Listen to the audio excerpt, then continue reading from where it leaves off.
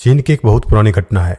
एक बार एक आदमी ने तय किया कि उसे इस जीवन के हर मोह माया को त्याग देना है और एक सन्यासी बनना है। और वह ये सोचकर अपने गुरु के पास चला गया और कहा कि गुरुजी, मुझे सन्यासी जीवन जीना है। गुरुजी ने पूछा कि क्या तू सचमुच सन्यासी बनना चाहता है? तब गुरु ने कहा कि ठीक है, आज के बाद से तू मुझसे कभी नहीं मिलेगा। जब जरूरत होगी तो मैं खुद तुझे बुला लूंगा। इस आश्रम में 500 से भी ज्यादा सन्यासी हैं और तुझे भी उनकी तरह ही रहना है। आदमी ने कहा ठीक है, और वो जाकर एक बंद कमरे में चुपचाप बैठा रहने लगा। उसे चावल कूटने का काम दिया गया था। वो 500 सन्यासियों के लिए चावल कूटता, जब थक जाता तो वहीं पर सो जाता और फिर वापस उठकर चावल कूटने लग जाता। उसे लगता कि गुरुजी को अपनी जरूरत होगी तो खुद ही उसे बुला लेंगे और इसी इंतजार में बैठा रहता। वह सुबह से शाम तक बस चावल कूटता रहता, क्योंकि गुरुजी ने उसे यही करने को कहा था। 12 सालों तक यही चलता रहा, लेकिन तब तक वह बहुत शांत हो गया था। उसके मन में विचार, ना कोई अड़चन, बस इसी काम में लगा रहता था। 12 सालों में यह उसकी दिनचर्या बन चुकी थी। 12 साल बाद गुरुजी को लगा कि अब उसके जाने का वक्त आ गया है। उसने घोषणा करवा दी कि जो भी मेरा उत्तराधिकारी बनना चाहता है वो रात में मेरे कमरे की दीवार को फांद कर आएगा और 4 पंक्तियां लिख कर जाएगा। उस पंक्ति में जीवन को कैसे सही तरीके से जीना है ये लिखना होगा, जीवन का सत्य लिखना होगा, लेकिन यह उसे स्वयं के अनुभव से बताना है। सभी गुरु को मानते थे, उनके शिष्य थे, लेकिन सब उन्हें इस तरह से धोखा नहीं देना चाहते थे। उनके आगे खुद को प्रस्तुत करना इतना आसान नहीं था। हिम्मत तो सभी शिष्यों में थी, लेकिन यह काम कोई करना नहीं चाह रहा था। उन्हीं में से एक विद्वान शिष्य ने यह कर दिखाया। उसने दीवार फांद कर कमरे की दीवार पर 4 पंक्तियां लिख दी, जिसमें लिखा था, सबसे पहले मन एक दर्पण की तरह है, दूसरी जिसमें धूल जम जाती है, तीसरी उस धूल को साफ कर दो, और चौथी सत्य अनुभव में आ जाता है और सत्य मिल जाता है। सुबह गुरुजी उठे तो उन्होंने देखा और बोला कि यह किस मूर्ख ने मेरी दीवार खराब कर दी, उसे पकड़ कर ले आओ। लेकिन वह विद्वान यह लिखकर रात में ही भाग गया था, क्योंकि यह विचार उसके अपने नहीं थे। उसने जाते समय अपने मित्रों से कहा था कि अगर गुरुजी को यह लाइन पसंद आ जाए तो मुझे बता देना, परंतु अगर वह क्रोधित हो जाएं तो उन्हें मेरा पता मत बताना। सब चिंतित हो गए।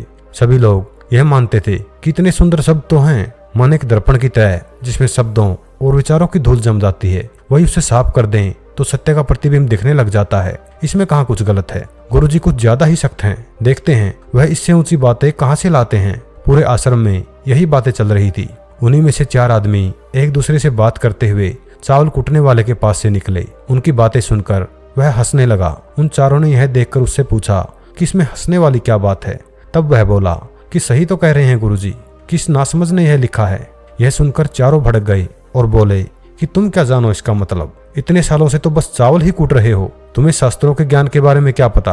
अगर यह लाइन गलत है तो तुम इससे अच्छा कुछ बताओ। वह आदमी बोला ठीक है, मैं तुम्हें बता दूंगा, लेकिन मैं इतने सालों में चावल कूटते कूटते लिखना भूल गया हूँ। किसी को लिखना पड़ेगा। और हाँ, यह जान लो, मुझे उत्तराधिकारी बनने का कोई शौक नहीं है। अगर मुझे यह उपाधि मिलती है तो मैं तो अभी अपने कान पकड़ता हूँ और अपने विचार किसी को नहीं बताऊंगा। तब उन चारों ने कहा, अरे तू हमें बता, हम लिखते हैं। आदमी ने कहा, तो ठीक है, फिर लिखो, कैसा दर्पण कैसी धूल, ना कोई दर्पण ना कोई धूल, जो इसे जान लेता है सत्य को प्राप्त कर लेता है। आधी रात को यह पढ़कर गुरुजी उस चावल कुटने वाले के पास गए और कहा, अब तू यहाँ से भाग जा, वरना ये 500 के 500 शिष्य तुझे मार डालेंगे। मेरा चोगा ले, तू मेरा उत्तराधिकारी बनना चाहे या ना चाहे, इससे कोई फर्क नहीं पड़ता, लेकिन मैंने तुझे ही अपना उत्तराधिकारी माना है। और अगर यह बात इन सबको पता चल गई तो यह बर्दाश्त नहीं कर पाएंगे कि एक चावल कुटने वाला उत्तराधिकारी कैसे बन गया। तू सत्य को प्राप्त हो गया है और तुमने आत्मज्ञान को पा लिया है, और ये शास्त्र जानने वाले अपना सर पीटते रह गए, इसलिए तू यहाँ से दूर भाग जा। अतः एक बार गौतम बुद्ध ने भी अपने शिष्यों से कहा था कि जब भी तुम्हारे अंदर विचार आना बंद हो जाएंगे, उस दिन तुम सत्य का अनुभव करोगे, खुद को और ब्रह्मांड को समझ पाओगे। और यही बुद्धत्व प्राप्ति का पहला कदम है। मन को शांत करने का पहला तरीका जो बौद्धिक ग्रंथों में बताया गया है वो है खुद के विचारों पर काम करना। आपके अंदर क्या चल रहा है उसे अच्छी तरह से समझना, ना कि अपने विचारों को कहीं भी दबाना। ऐसा करना गलत है। मन भटकेगा, बार बार भटकेगा, लेकिन जब भी आपको ऐसा लगे आप तुरंत अपने विचारों का निरीक्षण करना शुरू कर दें। आप खुद कुछ समय बाद यह नोटिस करेंगे कि आप अपने विचारों को लंबे समय तक निरीक्षण करने लगे हो। हर तरह के अच्छे बुरे विचार आपके मन में आ रहे हैं, लेकिन आप उसके साथ किसी भी तरह की छेड़खानी नहीं कर रहे। एक समय आने पर आप खुद के विचारों पर कंट्रोल कर पाएंगे। आप आने वाले कल या बीते वाले कल की चिंता ना करके अपने वर्तमान में जियोगे जो इस समय अभी आपके सामने है, आपको उसी पर अपना ध्यान केंद्रित करना है। अगर यह कहानी आपको थोड़ी सी ज्ञानवर्धक लगी हो तो इसे अपने सगे संबंधियों और दोस्तों के साथ शेयर करना ना भूलें। और हाँ, ऐसी ही कहानियां सुनने के लिए हमारे चैनल को सब्सक्राइब कर लें और इस वीडियो को एक लाइक जरूर करें। और हाँ, कमेंट सेक्शन में जरूर बताएं कि आपको इस कहानी से क्या ज्ञान मिला। तो मिलते हैं अगली किसी कहानी में, तब तक के लिए ध्यान करते रहिए।